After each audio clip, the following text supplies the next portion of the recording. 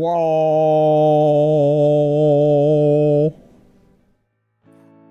Whoa.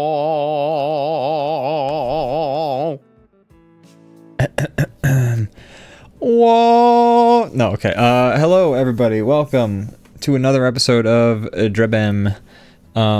It's a show where we shoot the poop. We poop out. We shoot it out of our butts. We shoot poop out of our butts. Twitch keeps, keeps banning us. But it's because they don't appreciate art. Yeah. Maybe if we body painted ourselves and then we shot poop out of our butts, maybe we'd be fine. You're allowed to do anything as long as you have body paint on. So I'll just make it look like my mouth is the butt and my poop is my tongue. And I'll say, check out my best Gene Simmons impression. You're starting off on the best. This is why people watch us. I can tell this is going to be our best show yet. This is already off to a smashing start. Smasher. That's... But yeah, as you know, that was my impression of Eliza Thornberry. That's who you're going for this Halloween, right? That's right. That's from your costume. I'm like, I'm Wild Thornberry, and here in this show, we get wild. As all the wild thornberries. I'm gonna try a bunch of wild thornberries. Oh yeah, you're being Flea now. Yeah, from Red Hot Chili Peppers. Yeah. Did he do the voice for? Yeah. He did? Yeah, didn't you know that? Oh, I thought you knew that. No. Oh. No, I did not know that. No, that was Flea from Red Hot Chili Peppers. Wow. He's got like the most...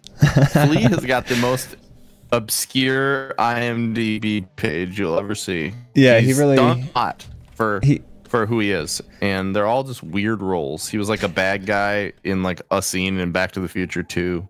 Really? I didn't know that. I know he's one of the nihilists in Big Lebowski. Yeah, he just has some weird parts. But they're all bangers if you think about it. Like I mean, he does a good job. It's good casting too. Like, I mean, the parts he's in, he is a good fit. Yeah. He actually was on an episode of, he was on like the most recent episode of Hot Ones, I think, until a new one came out today, but. I did see that. I haven't watched it, but I saw that in like listed that he had been on there. Yeah, I watched that Hot Ones. Did you watch it? Yeah, it was good. How was it? How's Flea as a person? Oh, he's great. I couldn't even guess who he is as a human.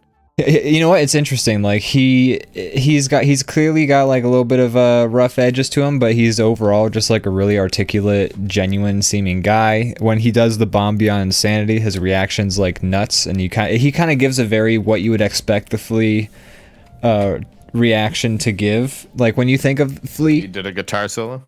Yeah, sort of, yeah. But he's a very eloquent guy. He seems very genuine, and like in the end, he's got a charity where he just gives free music lessons to people who want to learn music. Oh, yeah. And he's like, yeah, I don't think your wealth should restrict you access to being able to learn how to make art. And I was like, hell yeah, that's great. That's a great. I like that. That's a good charity. Yeah, no, and so I'm like, wow. I mean, I already liked Flea, but now I respect him. He was a national treasure. He really is. And he still is. Yes, that's right. Cool. Brandon, welcome to another episode of DrawBomb. Now that we've talked about good to see you. Now that we've had our preeminent Flea discussion, how have you been this week? I've been good. What's happened? Oh, well, it's been 2 weeks, right? Yeah, it's been a while. It's been a while. I have been good. Just been getting into that spooky season. Work's been picking up in both freelance and my day job, so that's been keeping me busy. And yeah, just hung out with some family. Things are great. I'm living. I'm laughing. I'm loving. Wow, all three on the sign. You got the trifecta.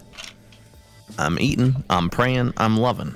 Damn it, that's what I was gonna say I was doing. Now I gotta find the three. It's a double love. That means I love twice. You are loving twice. Well, one is eating, praying, and living and laughing. One is essentially though, like one is loving, like you're just sort of like a general love, like happiness with self and things like that, or like a general affability towards your fellow man. Whereas the other love is running away to a different country to cheat on your husband. I'm going to another country to bang. Bang some strange. I'm banging strange in some other countries. I'm living, I'm laughing, I'm loving. I'm living, I'm laughing, I'm loving. Eating, I'm praying, I'm loving. I'm treating, and I'm trotting. I'm loving. Trick, treat, or trot. Trot's where you just walk away. I haven't seen any of these. I haven't seen the movie. I didn't know she was. I haven't seen the movie, but I think, I mean, and I haven't read the book, so I'm kind of basing this off of what I heard before there was a movie adaptation. But back when the book was a huge thing, I remember reading a synopsis, and it's just like, yeah, she goes traveling around Europe, and she has a midlife crisis, but she made a book out of it. Yeah, essentially, yeah. And I think she was like married when she did the loving section, so like it's, but I don't know for certain. I could be. Was she married when she did the eating section and the praying? I think she was married at the before she did all of it. I think she was just married. Oh, not like just married, but I just think she was married. But I could be wrong. She was a runaway bride. She was, yeah. She kidnapped herself. She wrote a note. She was like, "Hey, this crazy guy." No, I don't think she was a prostitute. I think she was. She had. You know what? I think she was a food critic, or something. I don't know, man. I'm not gonna pretend like. And a priest.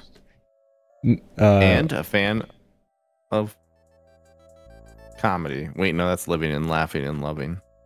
I'm confused now. She didn't laugh while eating and praying while loving. But she was Judas Priest? Yeah. She eated, she braided, and she loved it. And, okay, gotcha. And she sang the song, You Got Another Thing Coming.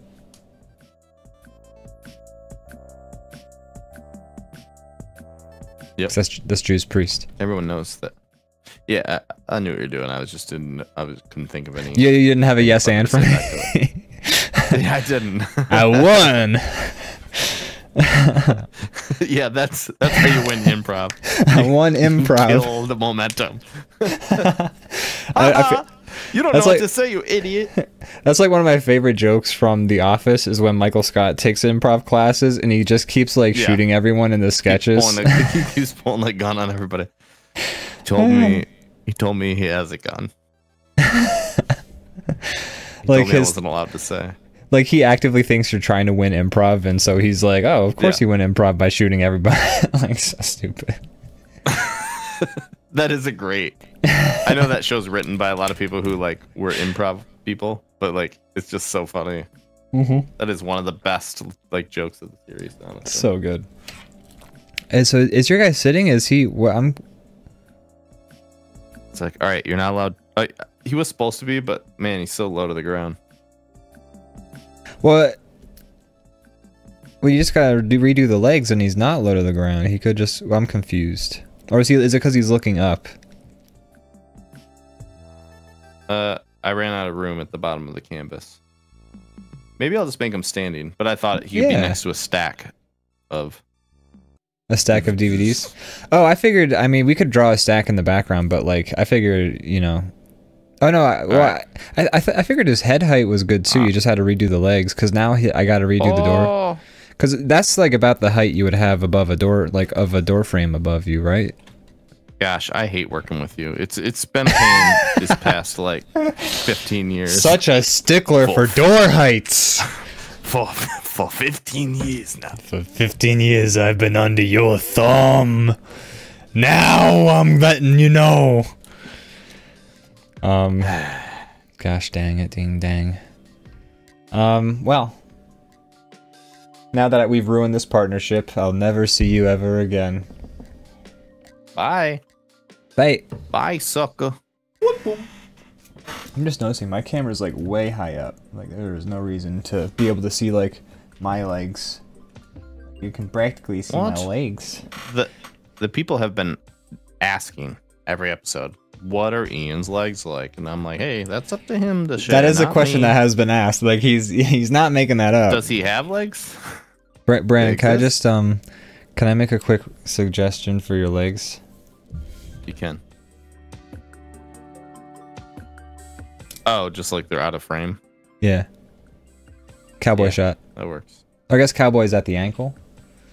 I just saw we have Mad Lad in the chat says DrawBombs can't look up. Yeah, I think that's how the science goes. And then here's what I'm gonna do because I don't care what you say.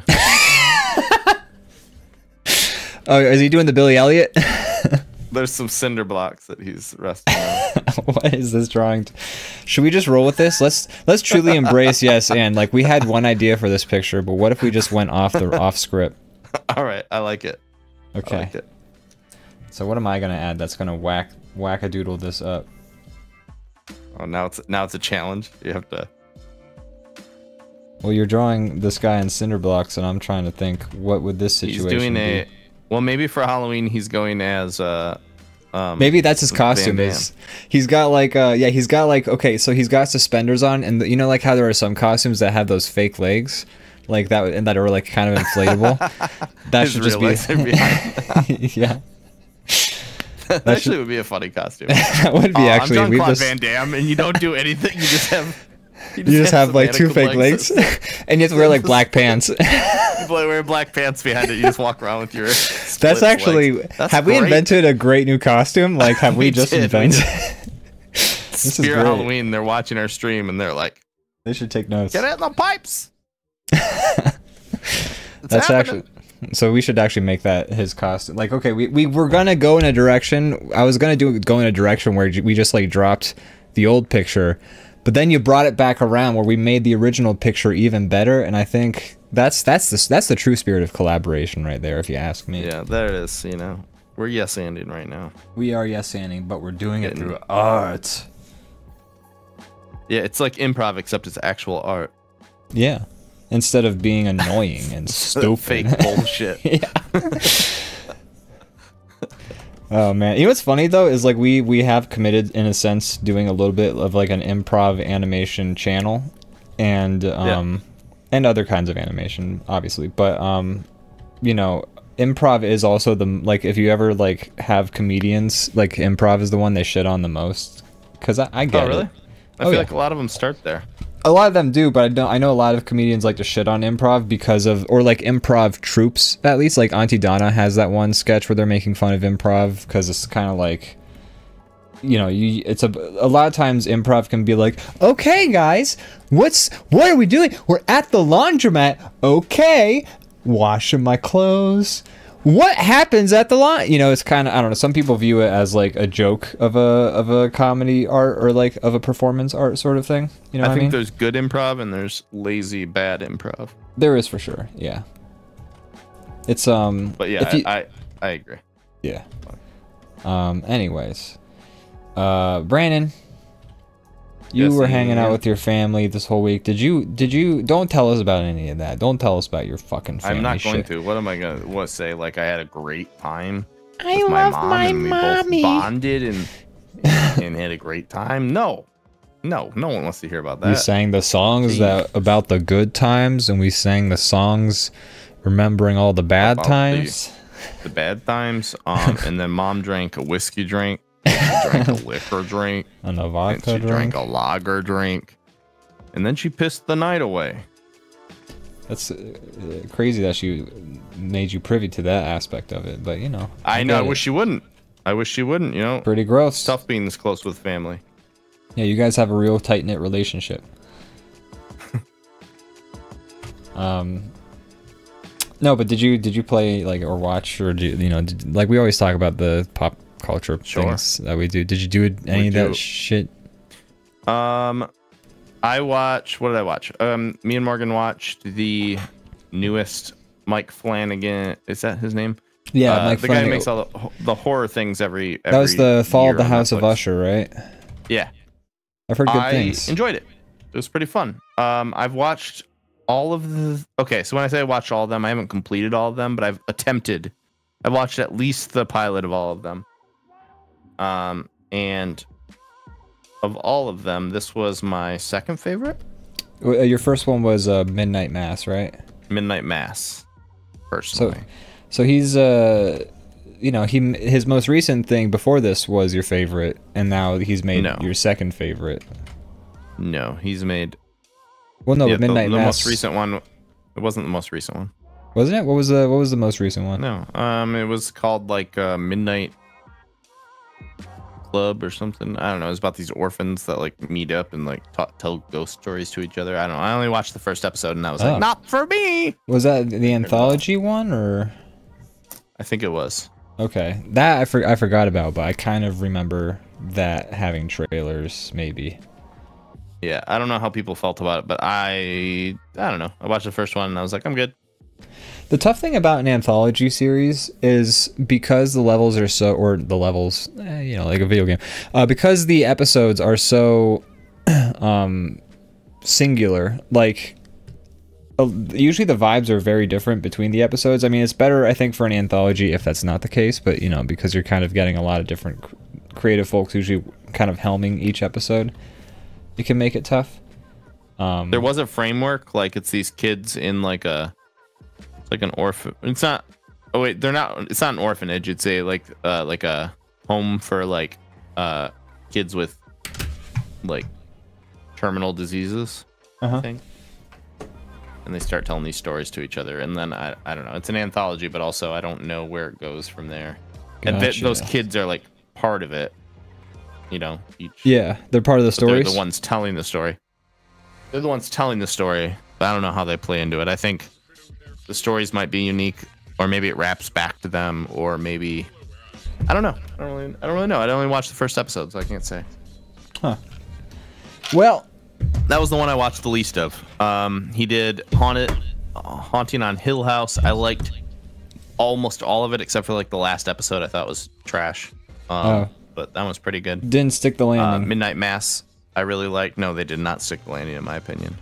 Very similar to the first season of American Horror Story, where it was like actually scary, and then the last episode, it's like, this is a sitcom about ghosts chilling in a house. Yeah, that episode took such a weird. Like, here's the thing, and I've said this a million times, and I'll probably say it again now, but American Horror Story, it always fluctuates so wildly between like, wow, that was awesome, to wow, that was the cringiest fucking thing I've ever seen in my entire life, and there's like no in between. It has it has like a CW feeling to it. It does, yeah. You're very much. That's a great way of putting it. And also, I think they're trying to do too much. We tried to watch another season that people liked a lot, and like in the first episode, unless this comes into it, is something they're trying to do that I just didn't give enough time to let it cook. In the first episode alone, there was something about aliens. There was something about like, season 2, Frankenstein monsters. There was something about like that season. Yeah, there was a haunted hotel with like ghost. Like there was a robot like bug on somebody's neck, and I'm like, oh, okay. Maybe this I'm is the thinking first of a different episode. season. Like, what the fuck is happening? It's too much. It's too much. They're like, let's pick every genre and every type of horror movie, and let's put them all in one season of this show. I don't know. Yeah, so season 2. So I've seen seasons 1 and I've seen season 2, and then I've seen like bits of the other seasons. The season that I'm talking about is the Asylum season. Yeah, that's season 2. Okay. And that season, yeah, once again, it really fluctuated wild. Like, and this one was like not. Whereas season 1 was kind of like a cool ramp up until like the awful ending of the season, which I respected them for trying something different, I guess. But it was it didn't pay off. But season 2 fluctuated more on a per episode basis, where like half of an episode would be really cool, and then half of it would be just like really awkward and cringy, and like you would kind of like, so each episode was kind of split down the middle that way. But it had some really great moments. Like there's a moment with like a serial killer who the person's like in this guy's house, and he seems like she's like running away to safety, and like so she ends up like shacking up in this guy's house, and he seems really nice and cool. And then there's just like this slow reveal where he's kind of weird, and then like she looks over and you see like his lamp, and the lampshade, you can see a nipple on it, and you're like, oh no. And then like a bunch of stuff That's he's like, made of skin. that's made of human skin. And then like a bunch of stuff that he said like earlier in the scene like start to come together, and you're like, oh, she drank his drink. And that was a really effective scene. And they do have really effective scenes in the show, but then they'll like follow it up with some cringy shit. And then I like how the pilot had Adam Levine in the asylum, and he's like, let's bang on this abandoned table. That's my best Adam Levine. And then like something like pulled him through a wall, and he was like, nah. That's also my Adam Levine. Yeah, was that Adam Levine in that? Yeah, the guy from Maroon 5. Actually, Maroon 5. Because that storyline pays off late, like by the very end. Like it's kind of like they bookend that season. Like that's the first like kind of thing you see, and then like the last thing you see is kind of like it concludes that story. I didn't realize I actually, by the time I watched season 2, I had no idea who Adam Levine was. Like I Gotcha. So I didn't recognize him. That was him. Yeah, he lost his arm. Yeah. That season ends really dope though, because like turns out there's a serial killer in there, and there's a character who's been spoil anything, so I'm not gonna watch it. I figure, yeah, like that season ended really cool.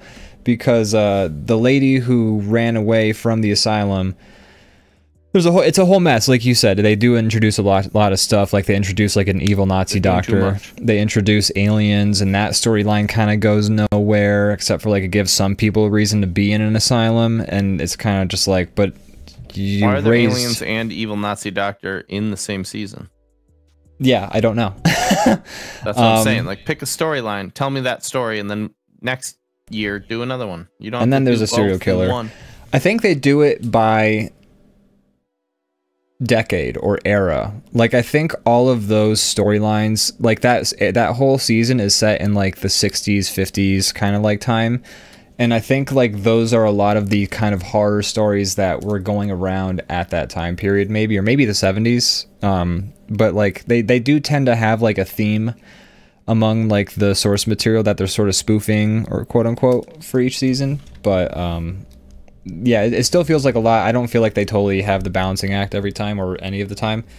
Yeah, I just feel like, you know, apparently people like your show, so save some of these stories for future seasons. You don't have to do them all in one season. Yeah.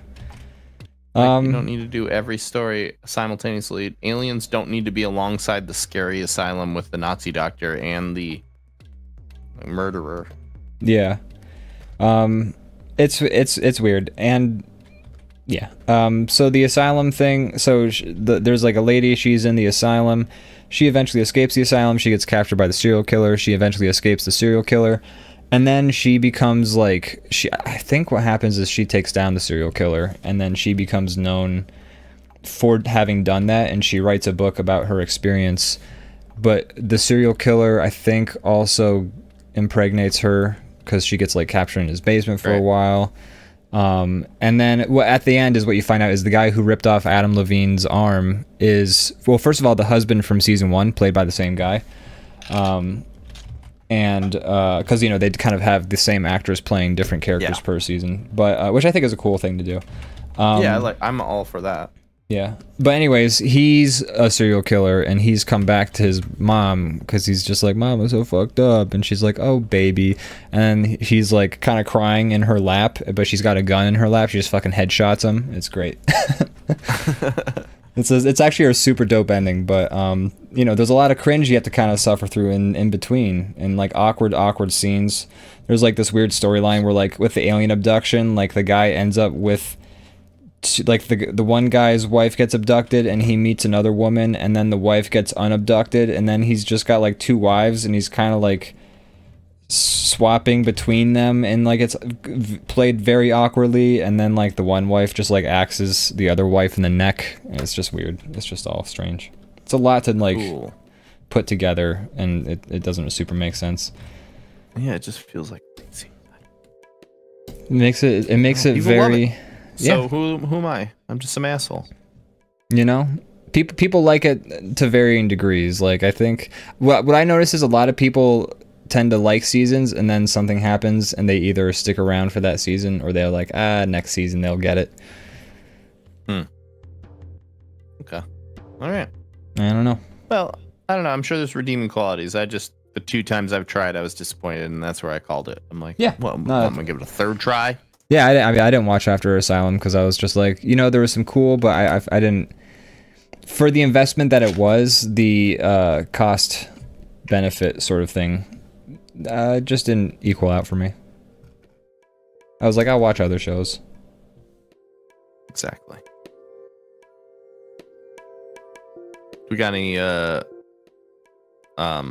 American Horror Story fans in the chat? Or what kind of spookies do you guys like? Yeah, what is being made before my eyes? Oh, just a lovely picture. Just a lovely drawing. We watched Beetlejuice the other night, or I want to say last night, actually, as a family. Nice. Yeah. I was just having, how was it? Did it hold up pretty good? Yeah, I love it. I saw it like 5 years ago, like for the first time, actually. Sure. Oh, okay. Yeah. I had a coworker who was just talking to me, and they're like, I don't get what everybody, he was just, he admittedly was like, I haven't seen it in forever. He's like, but he was kind of shitting on Tim Burton, and then he kind of transitioned into like, I don't get why everybody's so crazy about Beetlejuice. And I'm like, I actually think Beetlejuice is great. Like, I kind of agree with what you're saying about Tim Burton, but Beetlejuice is great. It's like so many like traditional effects and like fun, like just like actors getting to like act like go wild. And, Michael Keaton was a great choice for Beetlejuice. Yeah, they just let him go loose. And then Tim Burton is like, he likes to do big stuff, but he's still tied within the realms of like traditional effects, so things are good because he can't just make like a CGI thing, 3D CGI Charlie and the Chocolate Factory movie. Ugh. Which I'm nervous. I mean, he's making Beetlejuice 2 right now. He is. So this will be the test. I mean, here's the thing. Wednesday was good. So, did he make that? Oh yeah, he did, didn't he? Yeah. I haven't seen it, but I know people like it. Yeah. No, I thought it was solid. Cool. I thought it was a lot of fun. There are some things I would do differently about it, but for the most part, it was pretty good. I like the we've talked about this on the show, but I like the casting of Luis Guzman as Gomez, just because like the old cartoons that it's like based on, like Gomez is like more like squat, a slug of a human. Yeah. And it's so funny, like they've always made him more like charming and still a little ghoulish, but like now they just really leaned into that kind of grotesque like drawing that he always was with his like beautiful wife. Yeah, it was with fun his seeing that like in like actually made that way. It's the original like cartoon dad sitcom formula of hot wife and schlub dad, you know? He's kind of like, except they do give him redeeming qualities in the show to make him, so you're not like completely like, why the fuck is she with him? Like they give, they make it make sense. But it is funny. I mean, I always loved Gomez, regardless, and like all he's his great. iterations. He's a great character. I haven't seen all of Wednesday, but I just, I mean, these are the type of people that are like, I hope you have a bad day. Yeah. So he doesn't have to have redeeming qualities. Like, no, yeah. Good, he can be like the bad, and bad is good. The more unfuckable he is, the more it kind of vibes with exactly. like the old. Like that would make sense. Yeah. They're like, oh, it's raining again. Delightful. Yes. Oh, this weather looks so dreary. Great day for a picnic. House, they put spider webs up. Like that's the joke. Like that's about as extreme as creative as they get with the jokes. Yeah. So he can look like a ghoul. That's fine. Yeah. Mad Lad says 6 foot, 7 foot, 8 foot punch. Daylight come and we must go home.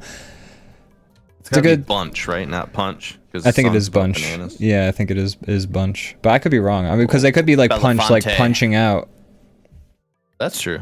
Because it is about like the workday. I've never looked at the official lyrics. No, I've never. Let's go to Lyric Genius right now and see what people are writing as interpretations. Who's it, Nat King Cole? Is that who's saying it? Oh fuck, I have no idea, man. Or no, it's Harry Belafonte, actually. Daylight coming. Now don't get it stuck in my head, okay? But yeah, we said Dale. It's a good movie though. Still holds up. Michael Keaton again. Here's the thing: did Beetlejuice came out before Ace Ventura, right? I think so. Now I know Jim Carrey was kind of like a human cartoon, even on like In Living Color. So like before Wednesday came out, I think is how that timeline works out. Is that In Living Color was probably on around-ish the same time Wednesday came out. Beetlejuice came out. Or Beetlejuice, yeah. Before. Before In Living Color? Oh, I don't know about that. Because I want to say those were probably more comparable in timeline. In Living Color came out 3 years after Beetlejuice. Okay. Because it's just when I see Michael Keaton being Beetlejuice in Beetlejuice, I do get a lot of Ace Ventura vibes. Like, I feel like Ace Ventura... Jim Carrey wasn't even on the map yet. Yeah, but I'm saying Jim Carrey was probably inspired by Michael Keaton's performance in Beetlejuice. For some reason, I thought you were saying the other way around. No, Michael Keaton traveled into the future, watched Ace Ventura: Pet Detective. The Flash. Yes, that's right. And taught him about noodles, spaghetti.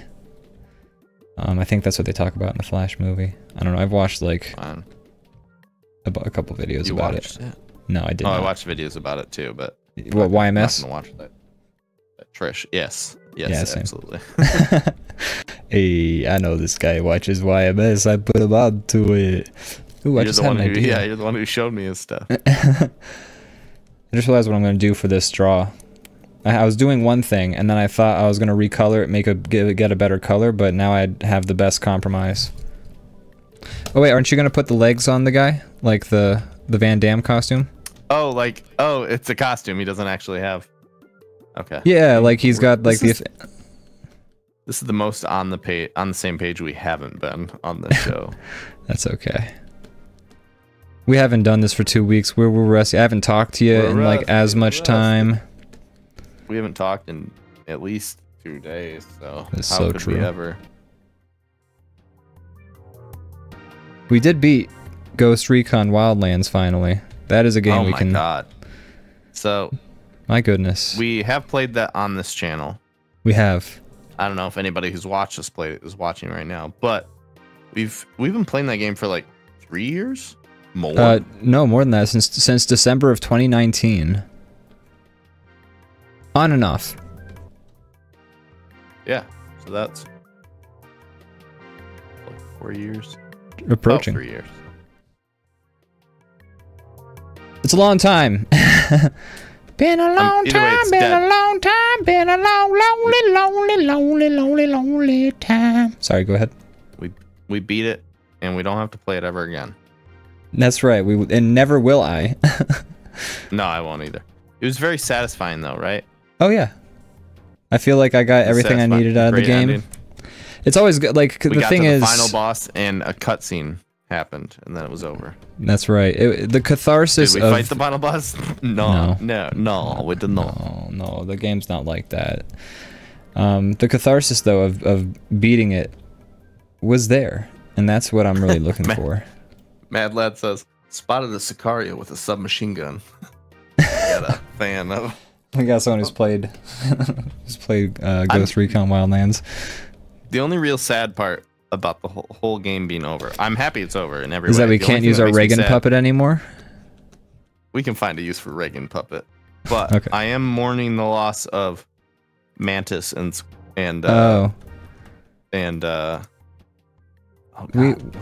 Cobra. The Strike Cobra. We can use them again. They got to come back as a duo. Yeah, we can make puppets for them and like make action movie spoofs.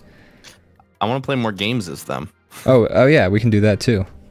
It has to be canon. What do they get up to next after defeating drugs in Bolivia? Oh, well, I think it's gonna depend on when we find the game. Like there's like those like Ready or Not games, which is like the SWAT team like infiltration games. Those are supposed to be kind of fun.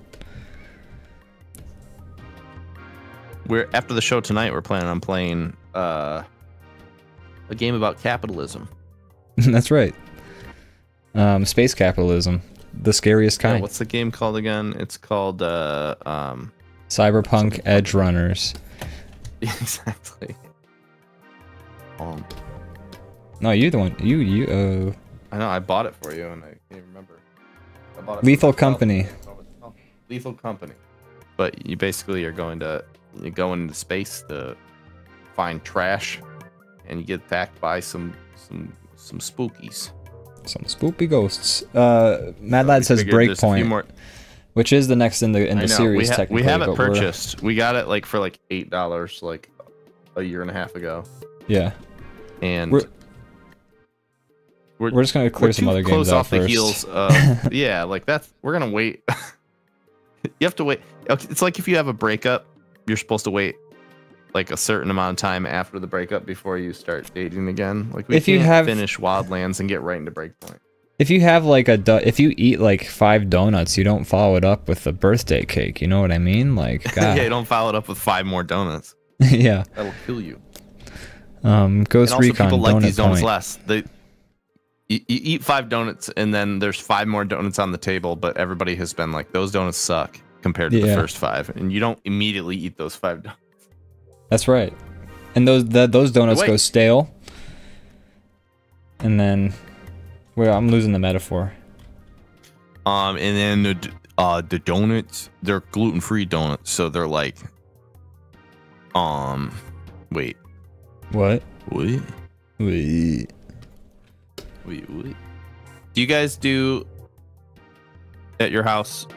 Do you guys do trick-or-treating? Like, do kids come? Yeah. They do. Okay. I didn't know. Every neighborhood's different. Some don't.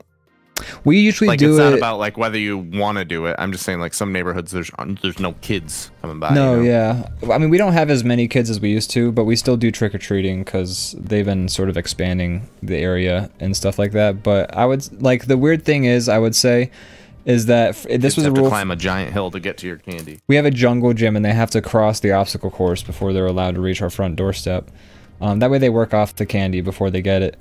I don't think it's doxing you to say you live at the top of a tall hill, because there's a lot of hills in this world. There's a lot of hills, and it's not yeah, no, as long as we don't say the exact elevation of the hill, then we should be fine.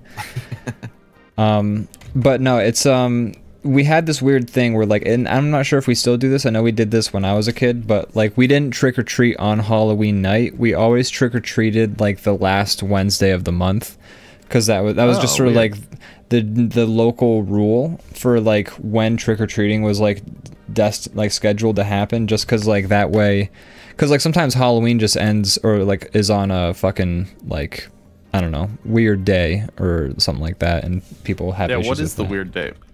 Because Halloween is usually like, okay, so I think it's different every like county, you know, everybody can make their own rules, but yeah, everywhere I've lived it's been like, oh, I like the candy corn draw. Good work. Thank you. Every place I've lived, it's like, it's usually a weekday because, you know, like 5 out of 7 days are weekdays. I think they didn't want to put it on a weekend because like people would feel like if you wanted to go out to a party, but you also had to be home and have a bunch of fucking kids like knocking at your door, being like, that makes sense actually. Yeah. No, I remember it making sense and us having like a good, but like, yeah, we put it on a Wednesday, so it's always on a school night. It's in the middle of the school week, so like you kind of break up the school week a little bit, and it's not on a Saturday, so like you can still get fucked up with your friends. That's great. Yeah, we're gonna have some friends over, and we're gonna watch. We're gonna play some board games and eat some food and have some drinks, and we're gonna, you know, give candy to any kids that come by. And we're going to watch the scariest film of all, a film with vampires, Draculas, and werewolves. What we do in the shadows? 4. Oh, nice. Even better. Because we've been making our way through the series. We have 2 left to go, I think, and we're up to 4. You guys have been working on those you guys haven't had a chance to meet up as a group for a while, have you? Yeah, no, I mean, you know, everybody's busy. We live. Yeah, you're adults. We moved, so we don't live 10 minutes from them anymore. True. So and we've hung out a lot in between, but we haven't sat down to watch Twilight every time we see each other. So that's fair. We're to number 4, and I think evil will die that night.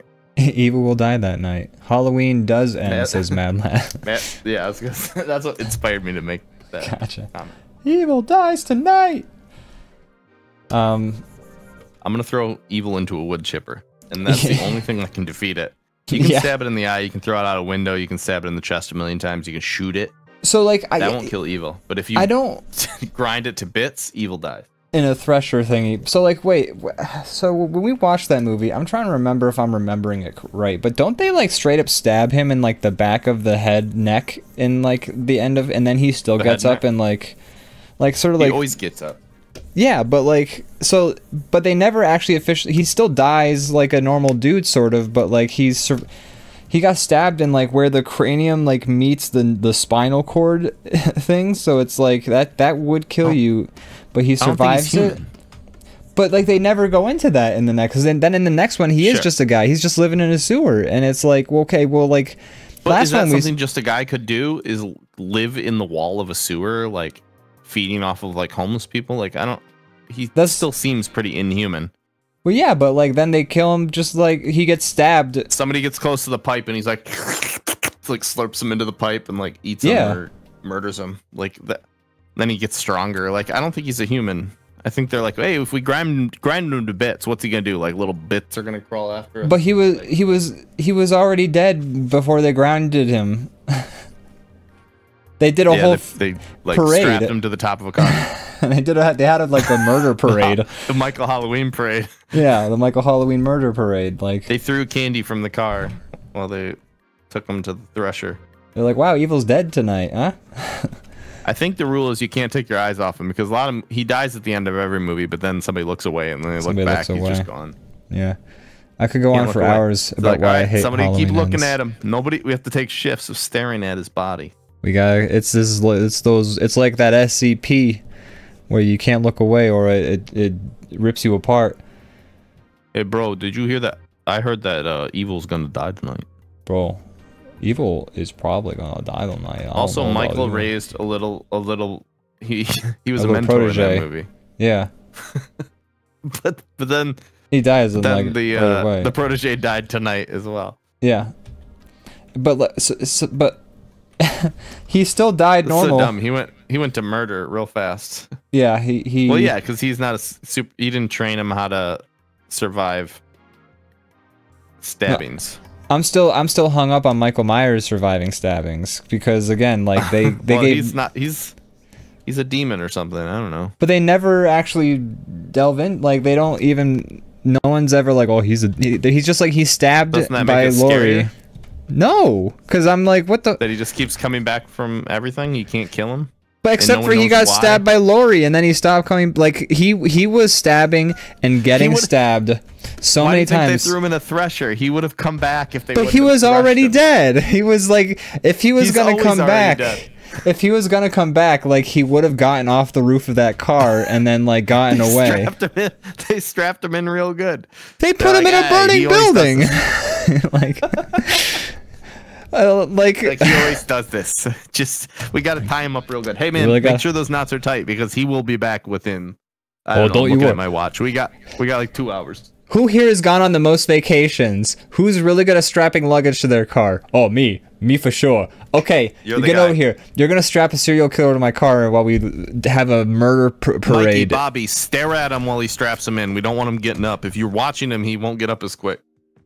It's so dumb. It's so dumb. Jim, keep stabbing him in the heart every 10 minutes to refresh his death. Don't you worry. If you leave him be, he heals and crawls away. Don't you worry. The reign of terror is truly over, though, because now they've written the new Exorcist movie. Which is just like... They're like... So it's exact copy of the first movie, except there's 2 of them. Yeah. Yeah. That's what it looks like from the That's trailer. like the parody for, like, sequels that you get in a TV show that's making fun of, like, sequels to, like... Exorcister. Well, wait, that's actually works as a pun, though, because if they're both sisters... Whoa, that she's her shit, ex they missed the sister. chance. Wow, that would have been. I would have gone and seen it if they would have called it that. Just I know. because, like, kudos for that stupid name. Son of a bee sting. But then you'd also be like, is this a joke? Are they making fun of themselves? Yeah, it's too punny. It wouldn't work.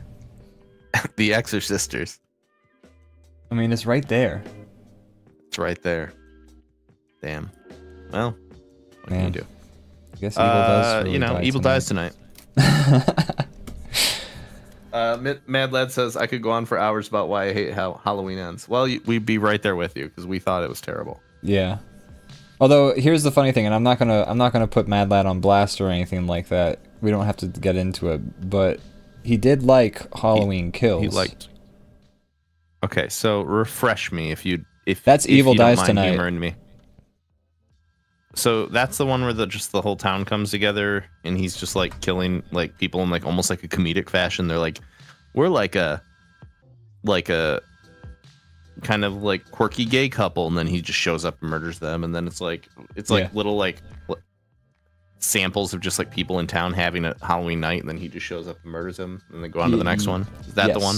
That's the one. Okay. Huh. Well, I liked the new one better than that one. I'm not sure which. I didn't like either of them. I didn't like either of them, but I liked Halloween Ends more than whatever Halloween Kills. Yeah, the names are confusing too. At least like the whole like, I mean, it was stupid, but at least the whole like mentor story was like somewhat that was interesting. I will interesting say that. Compared to just the weird like we're having a town hall meeting and evil dies tonight. And then like here's what I would shows up and then they're shooting him with a machine gun and then he just shows up. I feel like Halloween Kills would have been a better movie if the word evil dies or the phrase evil dies tonight was taken out about, like, if they took out about 80% of the time somebody says evil dies tonight, I would hate that movie less. But there was still wish both those movies are messes in my opinion. I wish they would have had a musical number called Evil Dies Tonight where they all sing, the whole town is like dancing in the street and they have choreography. And they sing a song called about evil dying tonight. Evil dies tonight. Yeah. Yeah, you can already see it. And you all love it. Whether you admit it or not. But yeah, those movies, but I just wasn't a fan in general. Which is in general. Was not a fan.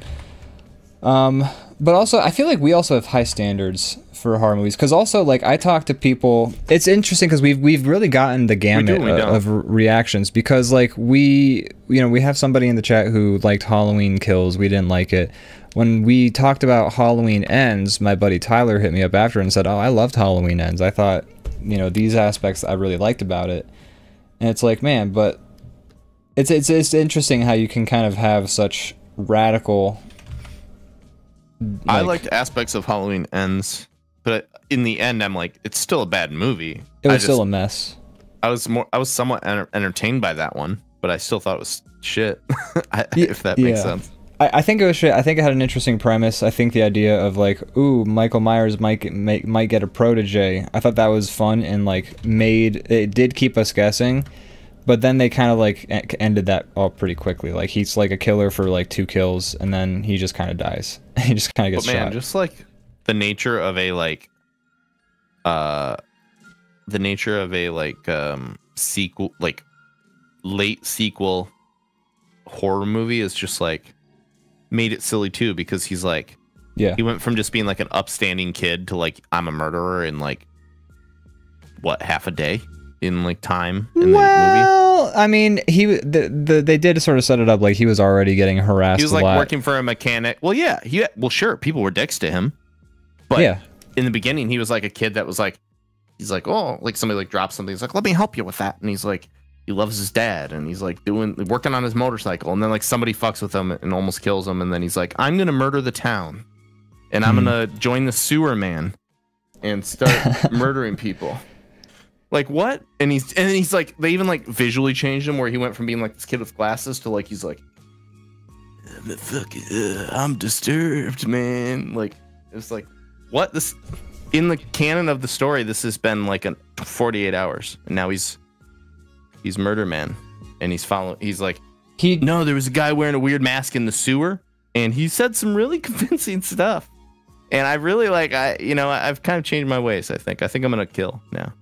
He jumps pretty quickly to murder, and like really brutal. Like Michael Myers like stabs people and like chokes them, and like he's like and slurps them into the sewer. They're like getting near the pipe, and they just get like you see their legs like like getting pulled in. But I do like.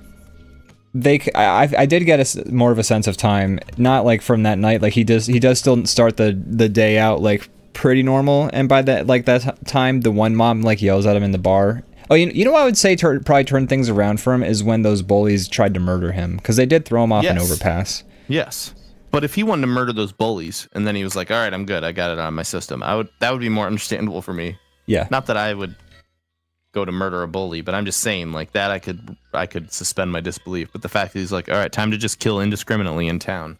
Yeah, babysitters, just random people at home, they're all gonna die tonight. The girl that the mom of the girl that I love, or who has been like because strangely nice to me. She got a weird vibe from me because I'm murdering people, and she was kind of into it. Murderer. Killer. Yeah, well, yeah, the girlfriend was into it. She was into it, yeah. It's a weird movie, man. It was just they were trying to do too much of it was like a Romeo and Juliet Halloween thing. It was just stupid. It's like as much as we try to like rationalize things, they just did it in a dumb way. Yeah. Yeah, I like that idea. Like everything you're saying, like, oh, it's the one who's always fighting Michael, her granddaughter falls in love with like Michael's protege. On paper, that sounds okay. That sounds interesting. Yeah. But the way they did it just felt stupid to me. Yeah, again, like her granddaughter fighting the protege of Michael Myers kind of like has a cool rhyme to it sort of situation. You know, it's like poetry, it rhymes. And when you watch the movie, like none of that actually like vibes or picks up. Like you don't get any of that like rhyming vibe to it. So it's like it's squandered, and and all of the dialogue is like terrible and like weird. Yeah. And I don't know. It's just a weird. It's weird that there's so many sequels to. I guess it just like came out at the right time, but like during slashers and stuff. But it just feels weird that Halloween, the first one, never needed it. Like I'm not even like being like a purist. I'm just like saying like based on what it was, the fact that there's sequels to it is just kind of strange. Like yeah. Like one's plenty. Like it seems weird to keep going with that. It's kind of a bottle story. Like it doesn't need to be.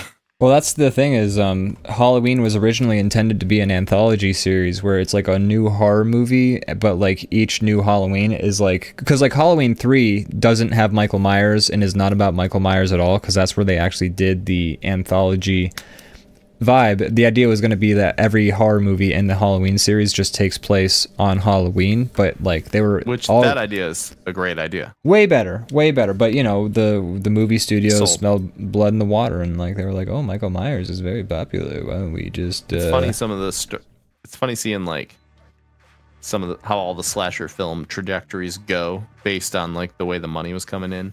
Yeah, like I was watching the Red Letter Media about Friday the 13th, and apparently the studio just hated those movies, and they're like, these feel like gross snuff films, but they keep making us so much money, so we have to keep making another one. And they would occasionally be like, call them something like Friday the 13th, The End, and then like it made a shit ton of money, and they're like, fuck, we gotta make another one. Same with Freddy Krueger. They kept trying to end it.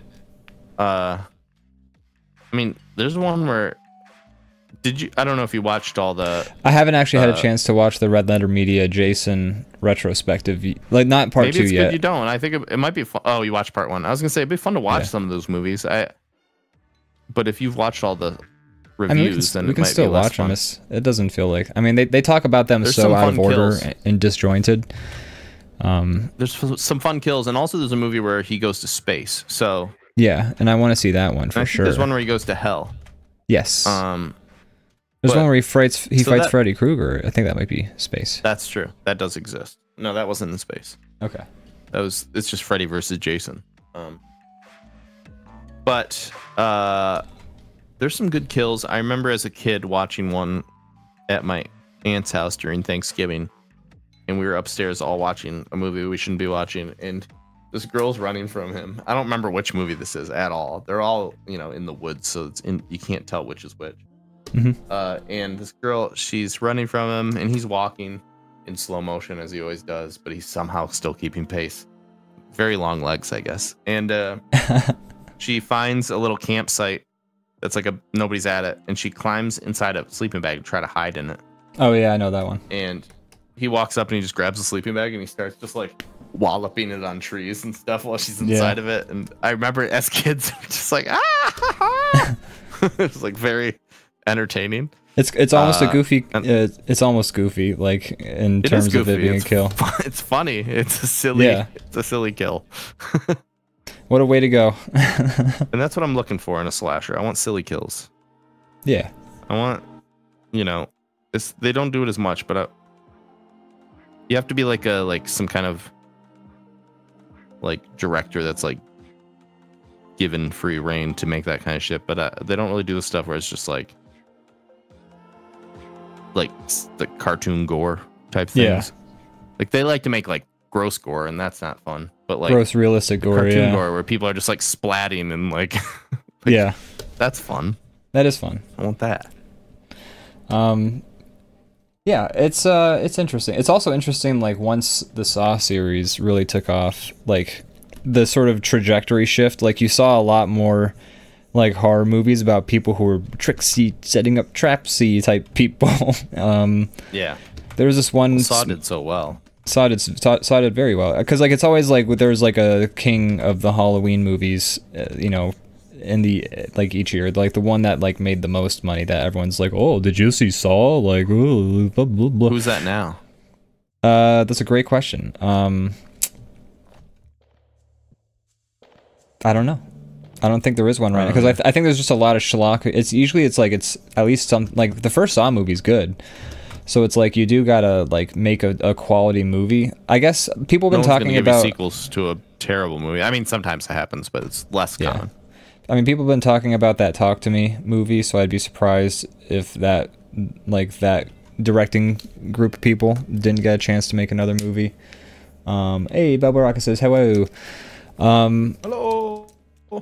But I saw this one movie called The Collector, and this was kind of like in the heyday of Saw being popular that this movie came out. I saw it on Netflix like way after the fact, but and actually when I looked it up on Wikipedia just to confirm, they did say like, oh, this started out as a script, like a prequel to Saw. And I was like, that makes sense with how this movie turned out. But it's like this movie, and it's really bad, and it stars, but you would recognize the star. Fuck, I can't remember it off the top of my head. I want to say it's like, oh shit, no, it's like a person. Talk to me. It's called The Collection or The Collector. Like there's one that's called The Collection, and then there's one called The Collector, and I forget which one. One's the sequel. Doesn't it have a wrestler in it, or am I thinking of something else? I don't. What has Kane in it? Oh, that one's See No Evil. Oh, See No Evil, yeah. Okay. Or I think it's called See No Evil, Hear No Evil. I don't know, but I've seen that one. I know. I at least know what you're talking about. It might not be called that, but it's about the blind guy who's like murdering everybody. Yeah, that one's Kane. But The Collector is a different. It's so like this one starts out. It's like one of them is The Collector, which is like the first movie, and he murders a bunch of people, and then the sequel is The Collection, I think, where it starts out like he's done his murders, and like this group of kids are like, oh my god, I can't wait to go to this warehouse party that's in secret, and then the dad's like, wow, watch out for that, you kids are staying inside, right, because we heard about that serial killer. The collector's out and he might collect you. He might get you. And they're like, oh, don't worry, Dad. Fun, kids. Yeah. And then they sneak out, they go to this like nightclub in a warehouse, and then like this guy, like this person, the main action hero guy of the movie is like in a suitcase or something like that, and one of the characters runs into the suitcase and like opens it, which activates like this giant like spinning blade machine that's like basically like a big old weed whacker for this, and like it just like mows down everybody on the dance floor and like explodes them. and then like a bunch of people get like smoked. Like then all of a sudden like the whole nightclub just turns into like trap house where like there's just like swinging axes and like pendulums, and like you walk through a doorway and a trap like explode, and it's like pandemonium. Expensive setup. Yeah, it's insane. And then eventually the movie goes back to like the collector's house where it's just like full of traps. There's like people who have like some sort of serum in them and like weird helmets that make them like his weird like zombie slaves, and I don't know, the movie's a mess, but like it's clear it's dumb, but it's clear that like the tricksy trapsiness of it was very Saw inspired, because like, you know, basically like once Saw became the popular horror movie of the season, people like started making movies that are like, what if Wallace and Gromit like used their fucking inventions to kill people, you know? I'd watch that. I'd watch that too, actually. Oh, like Gromit, Gromit, Gromit, they stolen my cheese. I've got to slice them. Take the heads, Gromit. That movie sounds like all over the place. Like they can't decide on a motif, so they just put it in a blender. Well, I mean, Bingo. Yeah, there was a blend. The dance they also floor. Put some characters in a blender. Yeah, the dance floor was a giant blender at the beginning of that movie.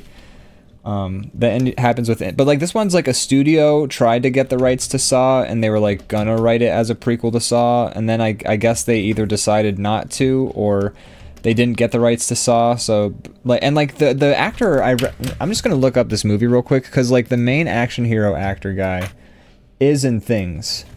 The Collection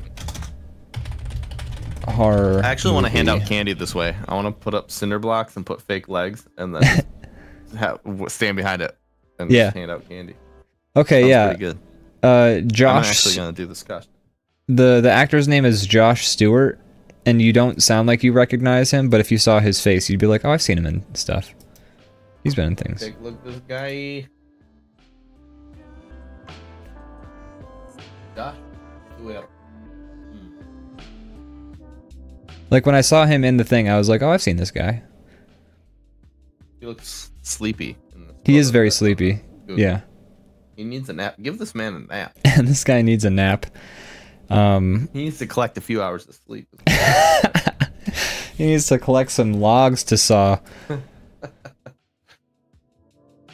But anyways, says that happens with indie horror games quite a bit. Yeah, I think horror. Everyone can argue. I don't know the right answer, but I think horror is the hardest genre to write in a good way. It's not because you really have to play off of like people's imagination. You have to like tap into like. You kind of have to set the framework for like, here's something scary, but you have to let people's minds do like a lot of the heavy lifting, and then also you gotta kind of like make it satisfying, and that's hard to do because if you're just trying to make it scary, like pulling off like sticking the landing is even more difficult, I think. Yeah. I don't know. It's just like I've seen so many horror movies that start good and end like shit because they're like, I don't know what to do now. We figured out how to scare you, but we don't have to make it. We don't know how to write a story about it anymore. I think what makes horror so hard is that, so like for instance, say you're making like a drama about a relationship, right?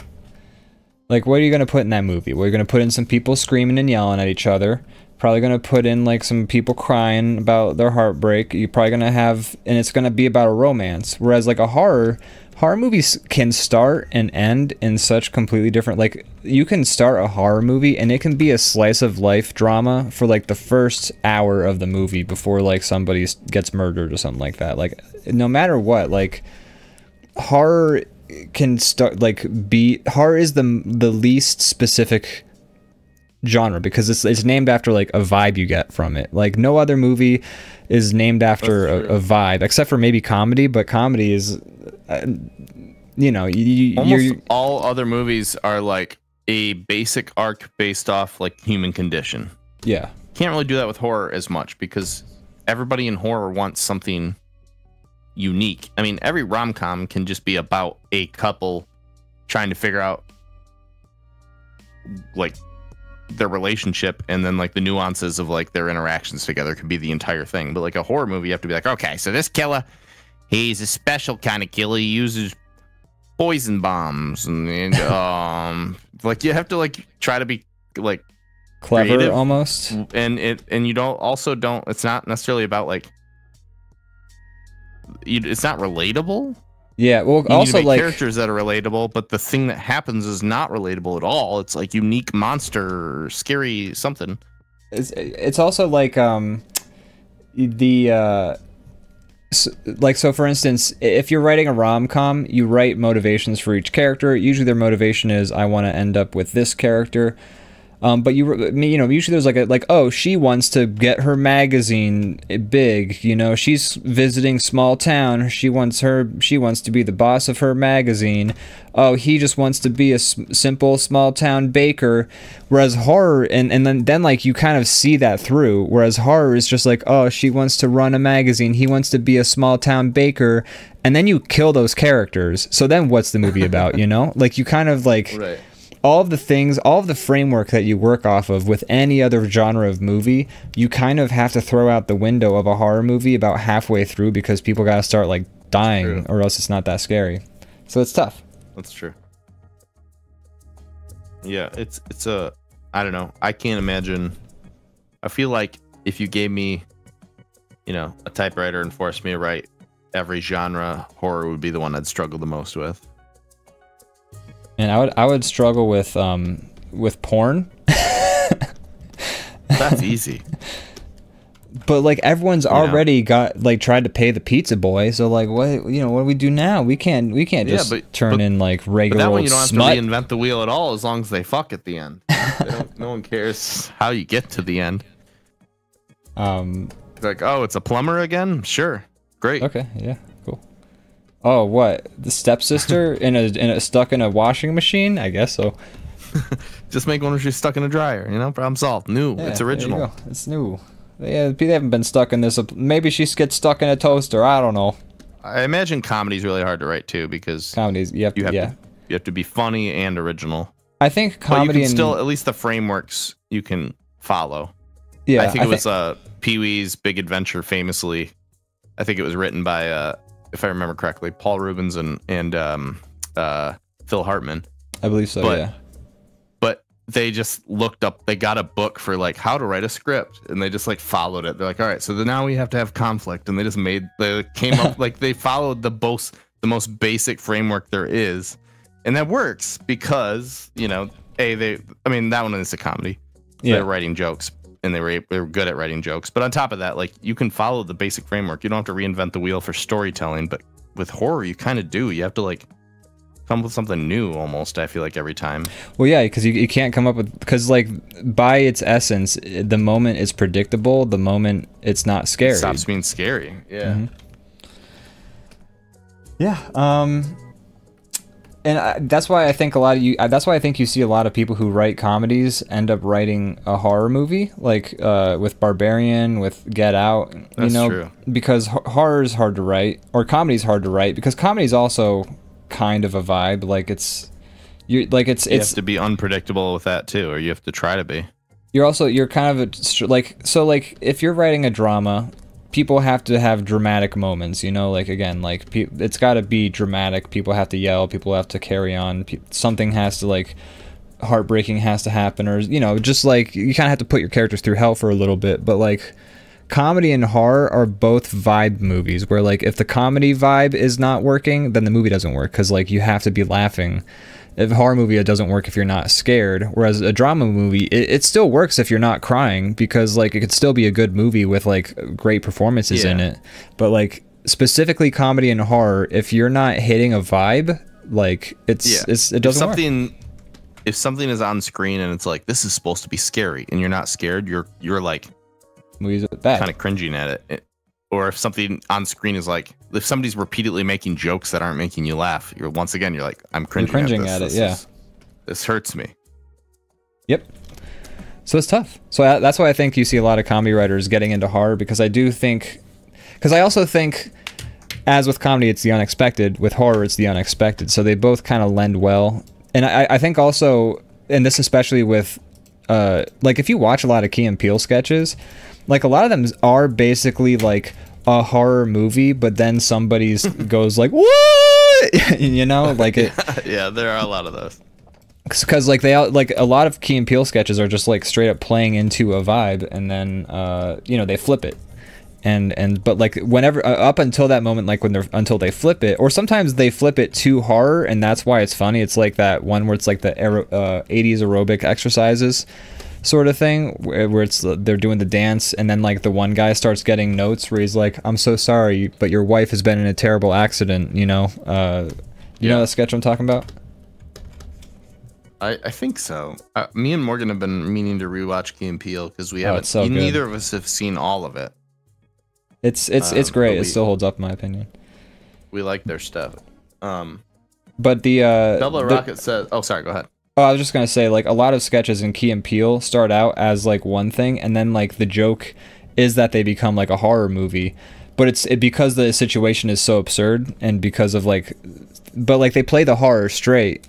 So it like when you watch Key and Peele and then you think like, oh, this guy went on to make like Get Out and Nope and Us and all that stuff, you're like, oh, I get it. No, that he was already priming himself up to make like horror stuff. Yeah, I also think comedy and horror work very well together. It's kind of like horror movies like to have. I think it's a good way to like give you a breath in between tension. Yeah. So it just feels good together. It's like salty and sweet. Like it just works good together. It's their opposites. You got to hit those highs so that when you hit those lows, they feel that much lower. So I think comedy writers are great at making horror movies because, I mean, there's Barbarian being just the recent example, or everything, you know. It's funny up around the horror. There's is like moments I'm laughing out loud in that movie, and there's moments where I'm just like disgusted and like terrified. It was great. I loved that movie. It's a great movie. And it's very simple too. Like it doesn't have to be super complicated. It just plays on your fears well. Yeah, and but that's another thing about you know, horror probably works. Like what was our main complaint, would you say, about every horror thing we've talked about so far? So because my biggest complaints with horror. No. But just specifically what we've talked about tonight. Okay, so like those. American Horror Story, the Halloween movies. Like, what's the main thing, or in like the collection even? Like, what's the main thing that we've sort of complained about when it comes to these movies? Because I have an answer. Oh, well, let me hear your answer because I don't know. I feel like I have a different answer for every film or thing. Well, the main thing we've complained about with all these movies tonight is that they've all been like overstuffed and trying to do too much at once. Yes, Barbarian. Okay, yes, that's the biggest problem. Barbarian's doing one specific, and I think that's so like. It's like if you're drawing a drawing and your line art kind of looks crappy. Some like this is a personal thing, but like if I'm drawing a drawing and my line art looks bad sometimes, like what I'll try and do is like make a bunch of like things around it to pretty it up, you know, like, oh, it's got some fancy shadows. Oh, look at that. Like we've got special effects up and down the place, you know, but it's like make it like Star Wars special edition. Yeah, like you try and like kind of cover up the bad shit that, or the stuff that isn't like looking so hot with like just more stuff. Like you try and fill the space with stuff so that all the stuff looks better.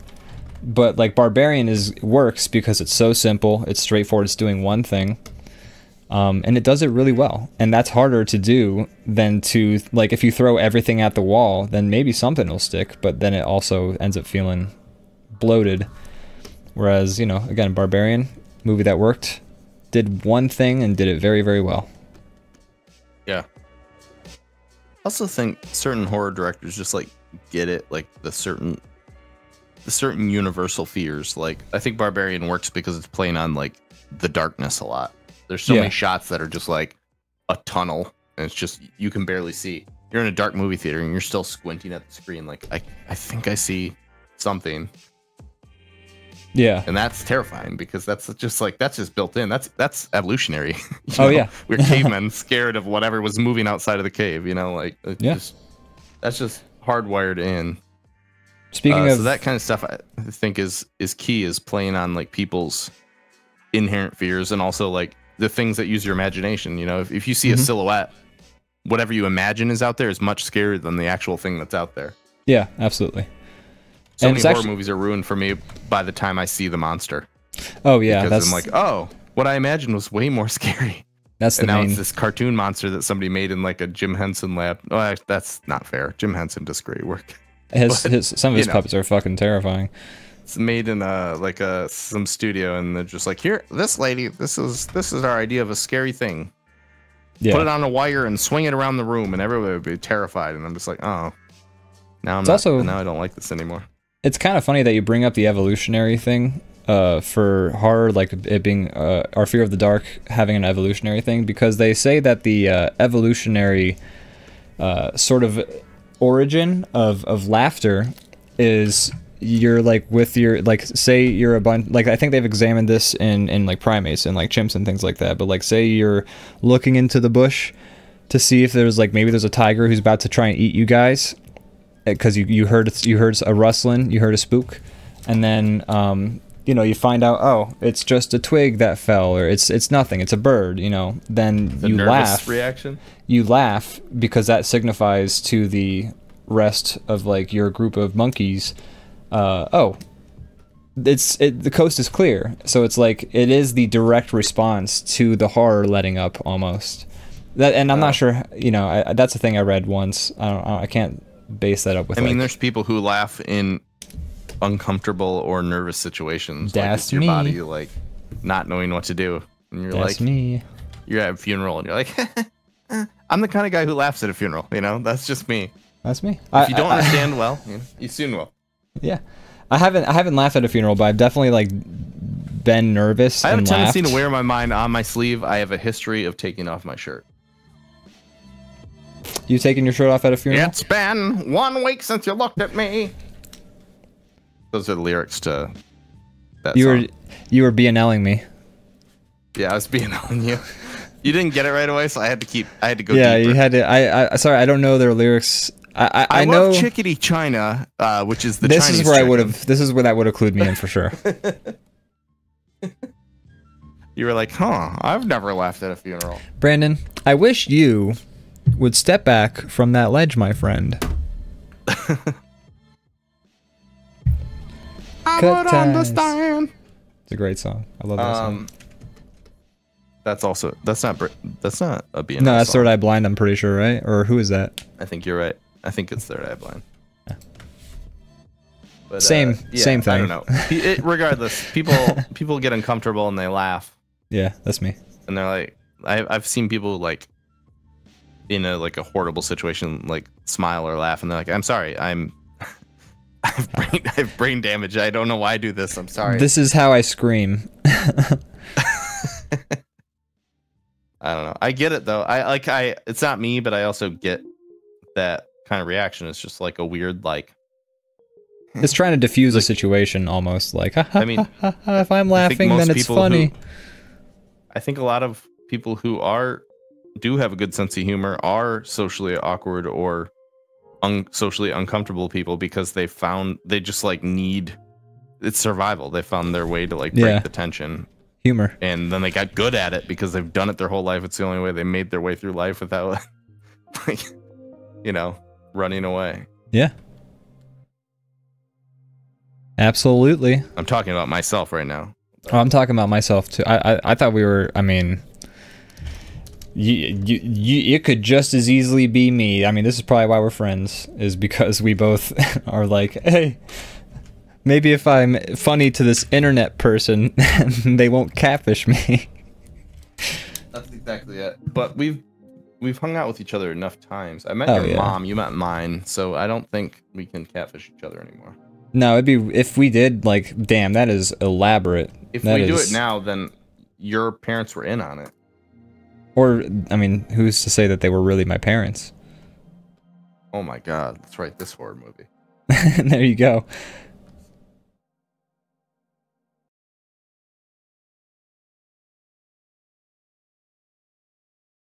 Let's just the warrior, the ultimate warrior. He's the ultimate warrior, yeah. Okay, all right. You got him. That's what I was thinking, but I just wasn't totally sure. I thought maybe he was Leanne Rimes because he's all about value. Leanne Rimes? It's more BNL. Oh. I don't know that. I don't know them that well. You need to. listen to their whole discography, suffer through it. This is like that time I made a bunch of Radiohead jokes and you didn't listen to a lot of Radiohead. That's been our whole that's our dynamic relationship. Yeah. Just always talk about Radiohead. Yeah, let's do it. We did have the internet drop out for a hot second, but we're back. I just saw that. I was about to say something. Yeah. No, that happened during the when you were trying to guess if that was the Ultimate Warrior, so I wasn't sure if it was like you were taking a while to guess or if like I had lagged out.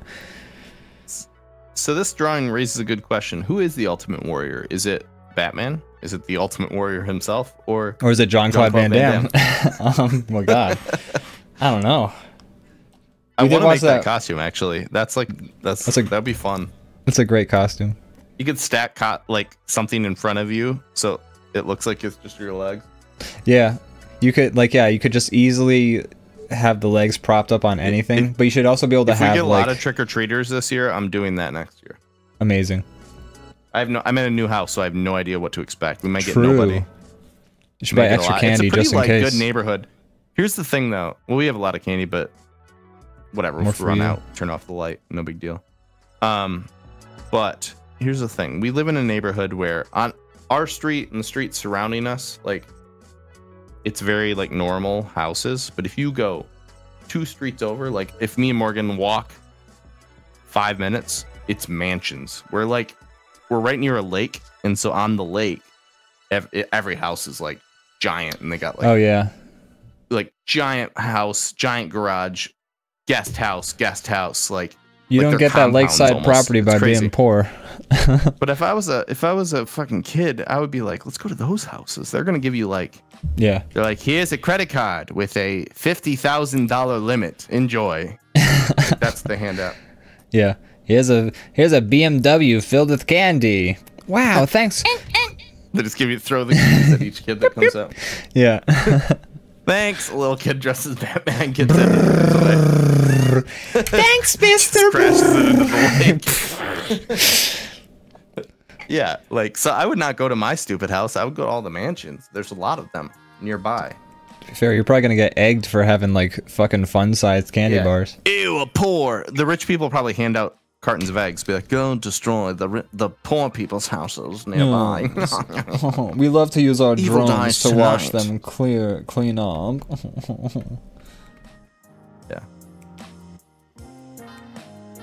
Yeah, so I don't know. We'll see. This is my first Halloween here, so. Well, I wish you the best of luck. Oh. Thanks. And I'm saying you should get extra candy so that if no one shows up to go trick or treating, well, I guess we got to eat all this candy. That's always the goal, right? Yeah. Honestly, we can just stop handing it out when we want to.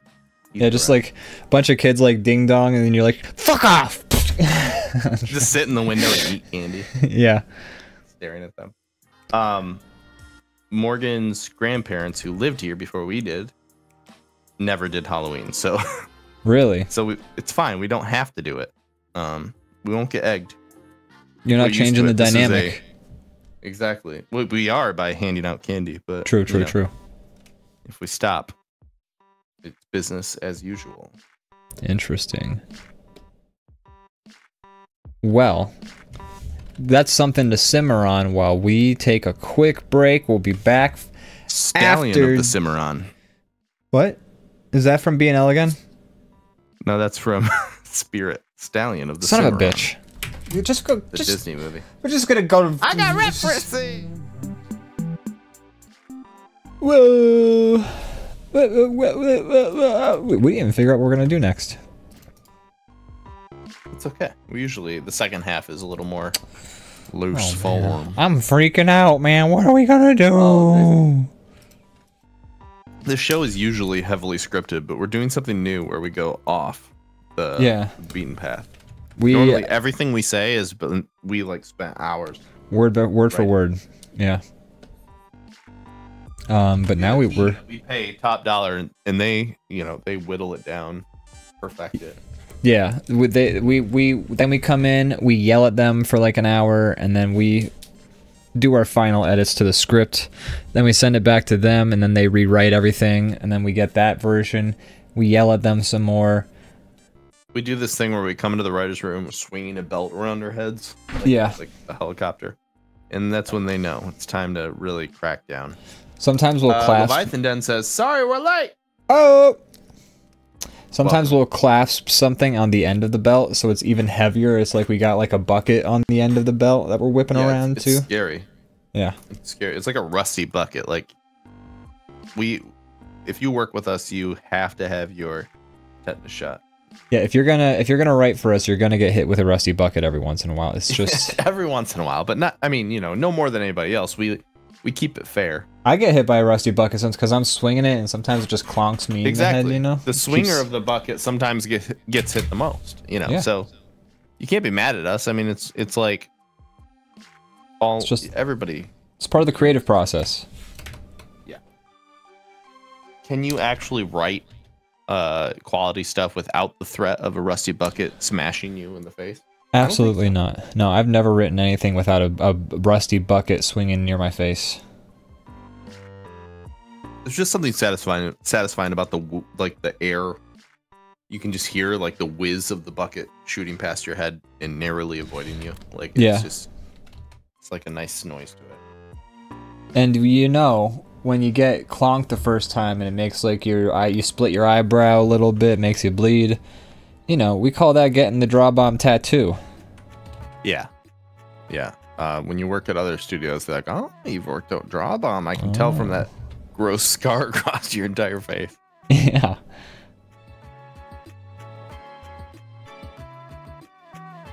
Ian, how about you? You threw out a question to me earlier.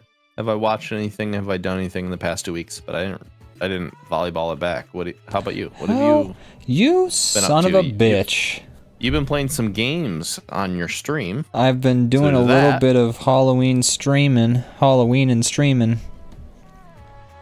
I've been enjoying it. I've been watching a lot.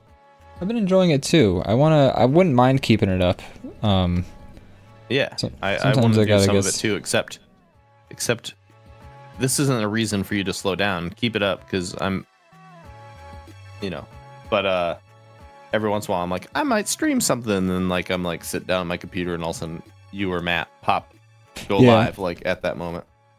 Yeah, I never stream when Matt's streaming because I want to hang out in his stream. But yeah, I think we all feel that way. Like if I went live, you'd probably wouldn't, or vice versa. But like 100%. You're just quicker to the punch than I am. I just have a schedule that I've sort of set up a schedule for myself to keep from going crazy with all the work that I'm doing at home. That's not a job. And just to kind of like feel more productive if I'm keeping track of my like time and stuff like that. I'm like more motivated to get stuff done, you know. And so when it's like hits like around 8 o'clock to 9 o'clock within that time period is generally when it's like, oh, this is a good time for me to start streaming some spoopy games. Well, I've been enjoying watching. So talk about what you've been playing. Well, we started off. You know, if you've watched anything recently. I haven't watched anything, unfortunately, aside from Beetlejuice. But we started the stream off, or we started the Spooky Month streaming off with what did I fucking play first? Something. It was Condemned. It was or before there was that. Something before that. Yeah. That's what I'm trying to remember what I played right before Condemned, and I don't. Mad Lad, help us. I have a scar on my eyebrow from running into a door like when I was 3. Damn. Yeah, that'll happen. So it wasn't from a bucket in a writer's room? That's called stolen valor right there. Yeah, you gotta give that scar back. Shit, what you did don't I get play? to have that scar. It was right before. Yeah, why can't I remember either? It was before Condemned. It was very short. House of Jump Scares.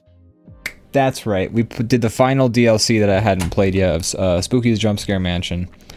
Dollhouse, which was great. Loved it. Once again, great game. Love that game. One of my favorite horror games. And even though it's like free, the DLC costs money. But I mean, it was like $5. Free doesn't make something bad. No, yeah, not at all. But you know, it increases the likelihood of it. Sure.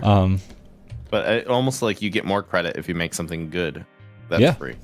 Which is why you know, the DLC was like $5. I remember seeing somebody complaining that the DLC was $5, and I was like, the game is free. Like, yeah, if you're playing the DLC, you liked this, right? Yeah, like you wanted more to, and like I bought the DLC right away, and I didn't even play it for like years. I just wanted to support the dev. Yeah. If you spend any amount of time playing a game, you can give $5 to the person who made it for you. Yeah, for sure. Assuming you didn't already pay $5 to get the game, especially if, like I'm saying, like if it's a free game. Like, yeah.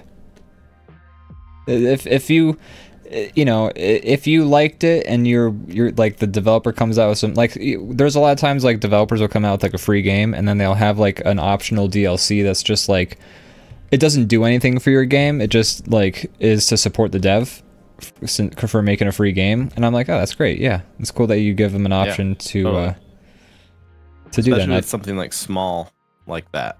Yeah. And I actually did find, what was interesting is I ended up finding out that the creator of Spooky's Jump Scare Mansion made another game called Lost in Vivo,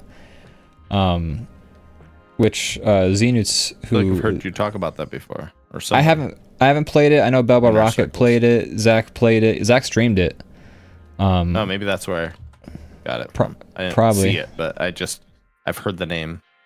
Yeah, and I mean, I've seen about the game before, and it was definitely like on my radar, but I had no idea it was made by that developer. Now I hate it. No, now I just was surprised. Okay, so you played that DLC. Yeah, I got off track. How'd you feel about it? It was good. The DLC is interesting because the DLC plays like the Jump Scare Mansion plays one way, which is where you're going through like a bunch of, you're trying to like hit room 1000.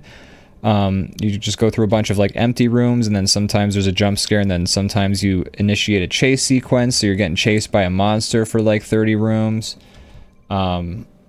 And that's cool, and that's like a fun type of game. And then the DLC is different because the DLC plays out more like a Silent Hill game, which is great because I love Silent Hill. And yeah, they're fun little like 2-hour long adventures that you can go on and get done real quick.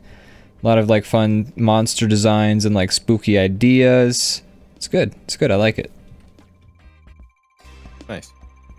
And then after that, you played Condemned, which you've played before, but I've how played was it your a most bunch. recent playthrough?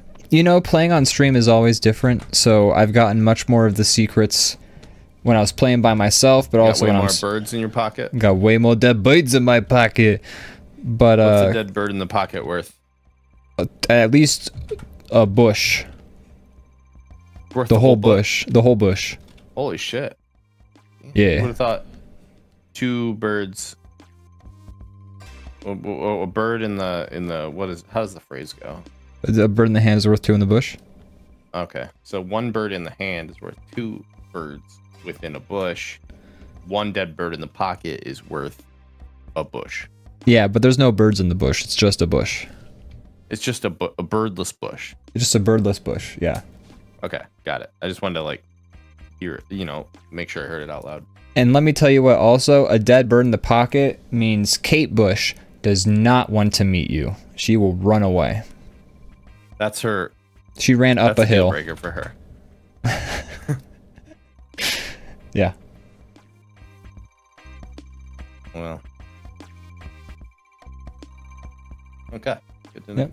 Anyway, so yeah, I played Condemned Criminal Origins, which is basically homeless person beat 'em up simulator 2006. It is. It is. It feels kind of bad in hindsight. Yeah. It's not great. The optics on it aren't perfect. It's a fun game though, and I like what they are going for. The gameplay is something that like haven't really seen a developer try really since, which is interesting. Yeah. Like street melee fighter game. Yeah, very much scrappy, trying not to die, like brutal melee simulator sort of game. Yeah. but that's actually a complaint I have about games nowadays, and I'm not sure if it's just because I'm an old adult, so like I've seen most things under the sun, or if it's because like this is an actual thing. But I feel like back in the days of the PS2, back in the days of the Xbox 360, and maybe this is because like we just hadn't figured out all of the working formulas yet, and you do get a lot of inventive games, so I'm doing a lot of backtracking already. But anyways, what I'm trying to say is that like when you would get like a game on the Xbox 360, sometimes you didn't super know how it was gonna play. Like I feel like a lot of games you get nowadays, and you're like, oh, this is an extraction shooter. Oh, this is a beat 'em up with a combo. Oh, this is a Street Fighter. Everybody's also pretty like reliant on reviews before they buy games anymore, as you should be. But still, you know, there's not that mystery we had as kids where you're like, all right, I have $50 to buy a game that I only have so often. Is this going to be worth it, or is it going to be a fucking waste of money? Like, you'll never have, except for games like Golden Knight, where I went in completely blind, and that game's a trip. But, like, when I played Smash Brothers for the first time ever, we rode home in the car, and then we put Smash Brothers in the Nintendo 64, and then we, like, load up, and we're like, what? We're both at 0 health? What? I'm confused, you know? And it's like... Something special about that. Yeah. And so, you know, Xbox 360 games, I feel like you would still kind of have that wild card where, like, sure, maybe it's a first-person game. Sure, we know that. But, like, how it plays as a first... It's not like an extraction shooter. It's not like this or that. It's, like, still its own kind of unique experience. And I feel like a lot of games... I guess because just game dev is just so expensive nowadays, it's like you can't make a game like Condemned anymore because it's too expensive, and so you gotta kind of like... I don't know what I'm saying. What am I saying? You're saying it's a time capsule. You can't make stuff like that no more. Yeah, I think we've talked about this before on the show, but like I miss AA games or like $20 games. Like we're like, I mean, in the indie world does a pretty good job of the indie world is great, but it's a little smaller. Yeah, it's smaller scale. Like between what AA indie is like dev is, schlocky games that still cost a shit ton of money to make. Yeah, it's like getting a Paul Verhoeven movie on like as a game, you know? Yeah, that doesn't exist too much anymore, and I get why. I mean, the more stuff, you know, you can get away with your game being kind of like janky and weird, but you can't get away with it looking and playing shitty, because like you become like the news story of the year. They're like, oh, the people who made fucking King Kong Gollum or King Kong, it's like, fucking what the hell were they thinking? It's like you can't just make like a shitty. It has to look and feel good, or else you're like become a meme. Yeah, it can't. If it's rough around the edges, it might as well be trash nowadays because there's just so many options. The standards are high, which is a good thing for gamers, but kind of miss out on some magic. Some of these weird things. There's magic in jank, you know? Yeah. That King Kong game though, wow. I don't know if you've seen some of the... So, before I had context, and I was just like... I saw a few videos posted before I had like understood what I was looking at. I thought I was looking at some 90s like Beast Wars like weird like thing that existed. I didn't realize this came out now. Yeah. It's I've seen gameplay footage of it. They said it was a big like crunch situation, so like, oh yeah, they made it in like a year or something like that. Yeah. It should, I mean, it makes me happy when crunch results in trash. Like, it shouldn't be a way to get stuff done.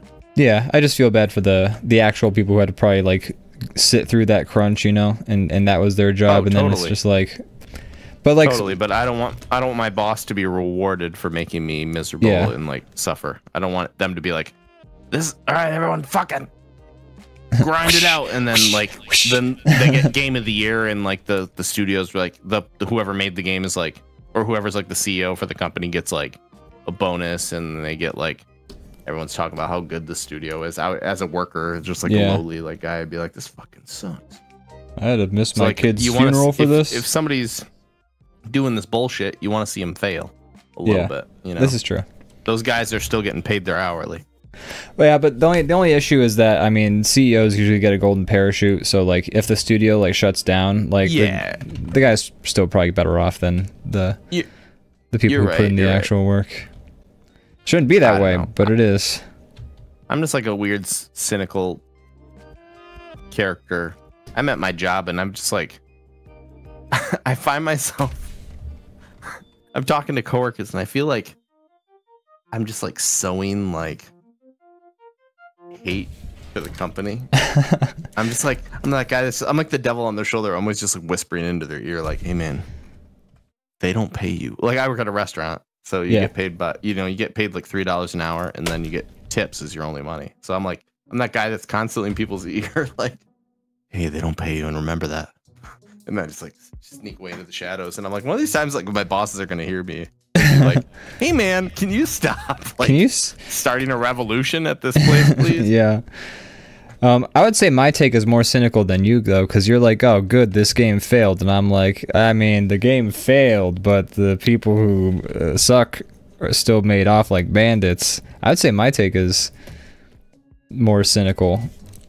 I'm the cynic here. You only get so many of those. Like, whoever's whatever studio is responsible for that.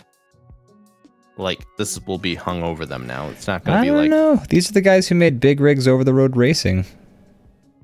Never heard of that shit. Oh, you never... Oh, man. Big Rigs Over the Road Racing was like a classic bad game that really like... There's like a video that GameSpot... This is back in the days of GameSpot, if you remember that website. I'm familiar.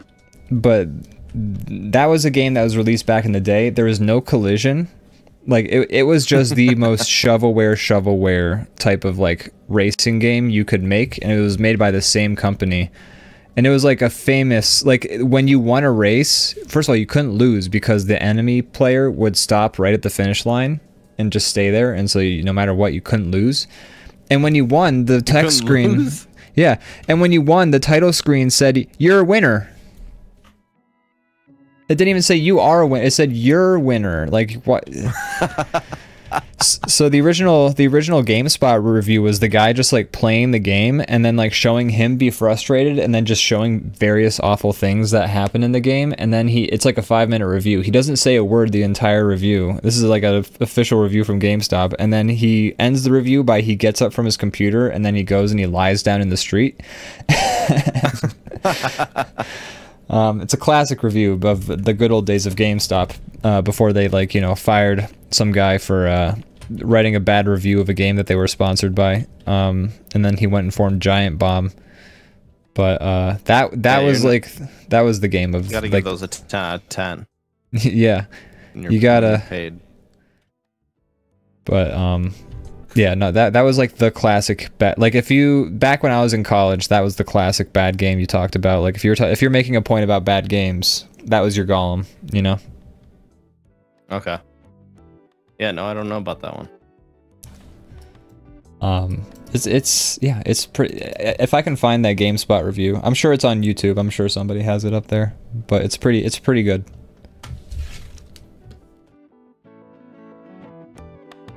Looks like we're both drawing somebody whipping the bucket.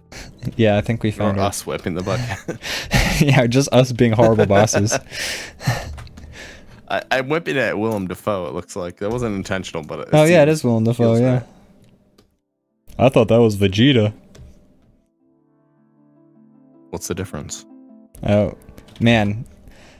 Somebody deepfake Willem Dafoe's face onto Vegeta's face. My power is over 9,000. I'm a bit of a fighter myself. I'm a bit of a Saiyan myself. Yeah, I didn't watch any Dragon Ball Z, so I was like, I could tell because I knew I had something there and I had nothing to say. I wanted to be pedantic and be like, he doesn't say my power level is 9,000. He's scanning Goku, or he's scanning somebody, and he says his power level is over 9,000. It's a real. I got lucky. I didn't even know that was a Vegeta line. I just thought. Yep. That was something they said in that show. No, that was Vegeta who says that.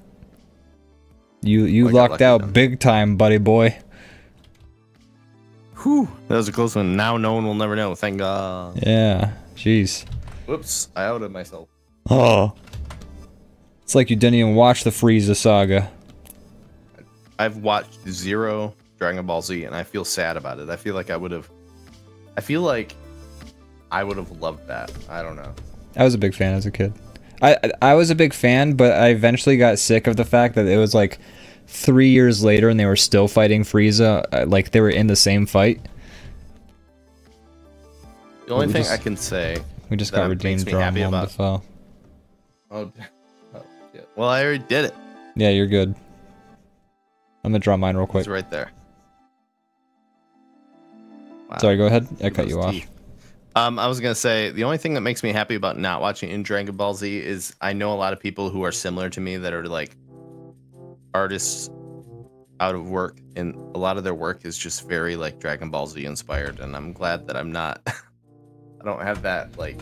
You didn't get the Akira Toriyama bug? Yeah, like Is that his name? It's okay to be inspired by something, but I think if it's like burned in so hard that you just draw that and you don't even realize you're doing it. Yeah, I know a lot of friends. Oh, I was right. Yay. I wasn't sure I actually got his name right, but I was correct. I do know a lot of friends who also draw. Yeah, I know a lot of friends who got super into Dragon Ball Z, so they draw a lot of Dragon Ball Z stuff. I don't know how I guess I just never really I guess I never even like as a kid considered it anime, but just like I think I was too into my Calvin and Hobbes. I think that was more. I was drawing a lot of Calvin and Hobbes. Like, yeah, I was tracing it. Same. That straight up was just like why I'm an artist. Like, yeah, it's, like it influenced me so hardcore. I don't know. It's interesting to think about. Calvin and Hobbes, and I spent a lot of time like not tracing but copying hand, because I used to have the Archie comics, Sonic comics. And for man, they've done it all. Yeah, they've done a lot. They used to be like the guys who did the Sonic comics, and like they would always get artists, or like, at least the cover artist, for some weird reason in like the Archie Sonic comics, Sonic's hands and all of the characters' hands were like very detailed and well done and like drawn very, very well. So I remember as like a kid like copying like the covers, just trying to get the hands right in those comics. Hands are hard. I mean, I see people who draw hands and where I look at them and I'm just like effortlessly and I'm just like, holy shit, that looks great. I wish I could do that. But then like also I remember in college I was like, I said that once, I was just like, hands are fucking hard. I just wish I could do hands. And people were like, you do good hands. And I'm like, what? No, mine are shit. I want to do good hands. I don't know. So maybe I'm okay, but I think maybe if I like spend the time on it, he's good. He's kind of got like, he's balding a little bit. He's got like a perm. I really didn't look up Willem Dafoe at all. Don't worry, Mad Lad. We'll refund those points. He's like, it's very humid here. No, don't refund the point. He got a great. This is a great piece right here. This is good. This is good stuff. I'm excited to finish. I'm just gonna finish drawing me whipping this, because I think this belt whipping stance is funny. Yeah, you're like in the like cowboy. Yeah, exactly. You're in the stance. I like to imagine like a little bit of a run to it too, like I'm chasing somebody with the belt. You rev up, you know, you got to build that momentum. That's right. You can't just like go. Yeah. Mad Lad says, I don't understand what the big deal is about Dragon Balls. It's you had to be there. Is really what it comes down to. I like the whole idea. It feels like a video game show. It is, yeah. And that's the part that I think I would enjoy. Just like the like, I'm gonna fight you, and I'm more powerful than you, and like, no, I'm more powerful than you, and then they just like charge up at each other. That's kind of the vibe I've gotten, but I haven't watched much of it. It's kind of, so it's like, character designs are pretty fun. Yeah, no, there's a lot of fun characters. What's interesting is how different Dragon Ball Z is from Dragon Ball. Because Dragon Ball Z, I've learned this recently. I can't confirm this with, I haven't like done the research myself to see if this factoid I heard is accurate. But what I've heard recently is that Dragon Ball Z is called Dragon Ball Z because it's a mistranslation and it's actually supposed to be Dragon Ball 2. But somebody thought like, oh, it's a Z, not a 2. So is there a show called Dragon Ball? Yeah. Mm-hmm. It's about Goku as a kid. And they've so that one came first. Yeah. Oh, I always thought the one as him as like a kid was like some like retroactive like nope, like prequel type thing. Nah, Dragon Ball came first. It's much more. It's a completely different kind of show. It's like a goofy. That must have been very exciting for people following it. To be like, hey, remember these kids? Look at this big fucking like he's like the most powerful man in the world now. Yeah, I bet. He shoots fire out of his head. Well, it's like when Dragon Ball Z really popped off. The Dragon Ball had been out for a while, I want to say, but like, I know if I was a kid who was like really into Dragon Ball and then I watched Dragon Ball Z, I would have thought it was cool because like what I thought was really cool was like in Legend of Zelda Ocarina of Time, you're like, oh, Link's a little kid. Oh, you go to the Temple of Time. Oh, he's a cool adult now. Whoa, I'm a fucking cool adult who goes, yay, instead of going, ah. You know what I mean? Like you're kind of like you kind of think it's cool to see like these characters who are kids or kiddish. Like it's like in that's cool now. That's fair, I guess. It's fun to watch progression.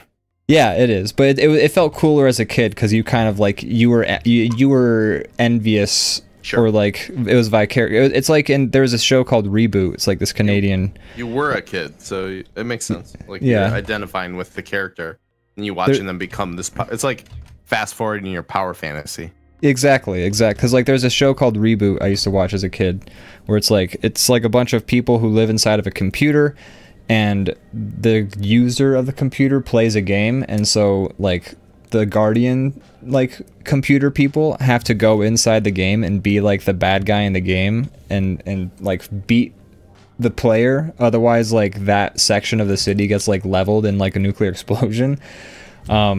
And there's an episode, and like so there's Bob, who's like the Guardian, who's very good at saving and winning the computer games, even though he fucking cheats most of the time.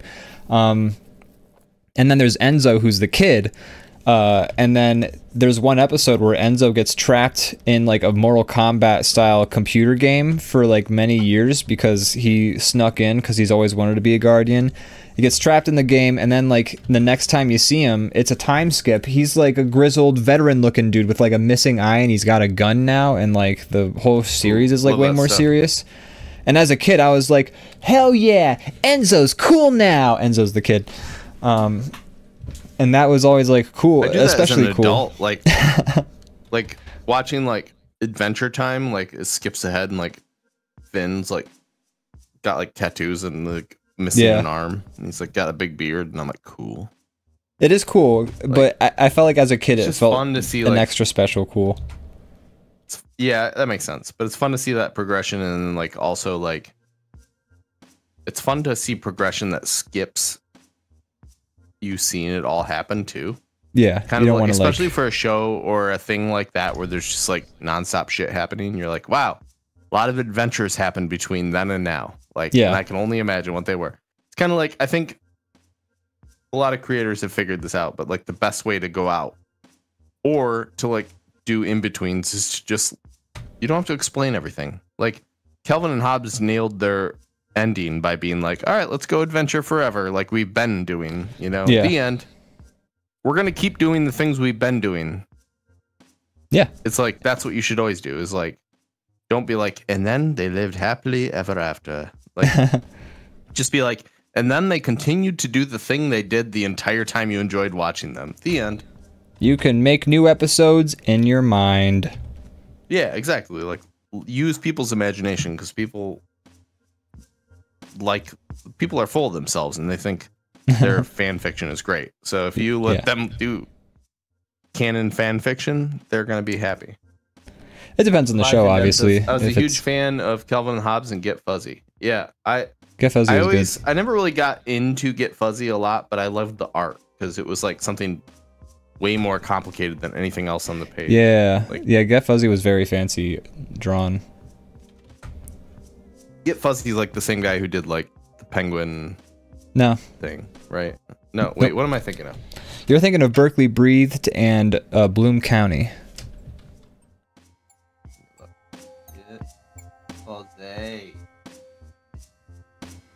I mean, Get Fuzzy was like intricately drawn and very well drawn. It was just, it wasn't Berkeley Breathed.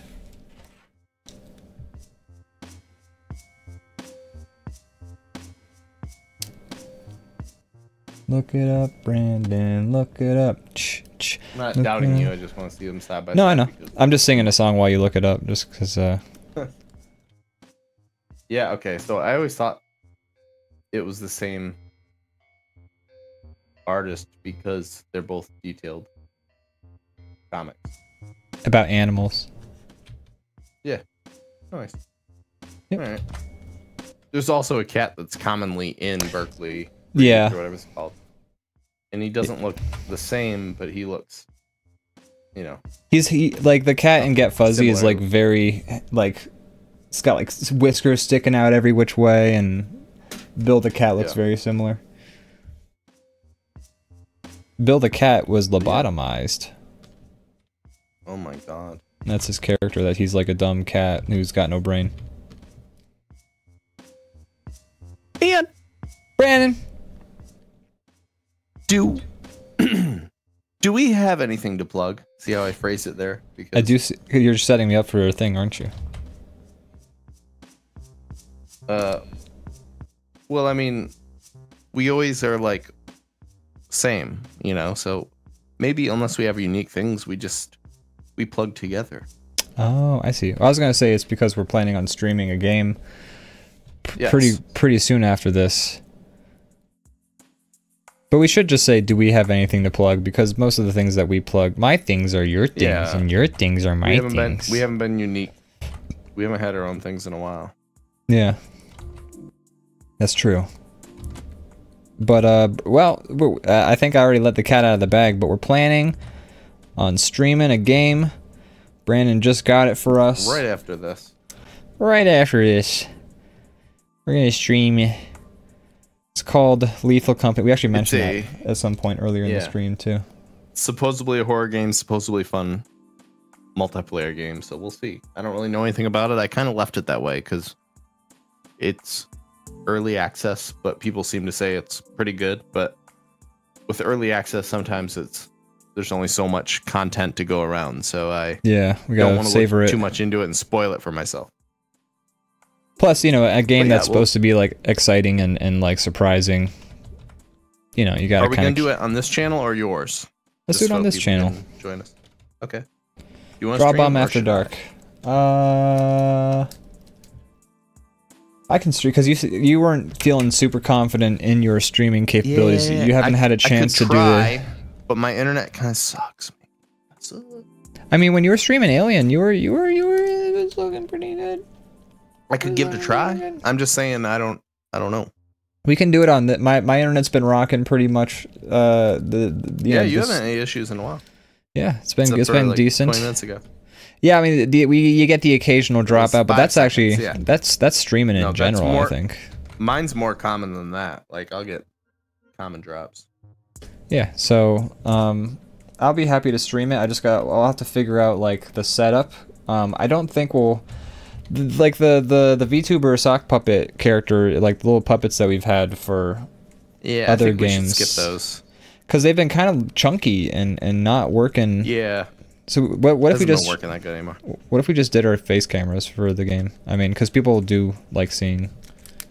We can do that, but this game I think Plasmophobia benefits from using the in-game comms.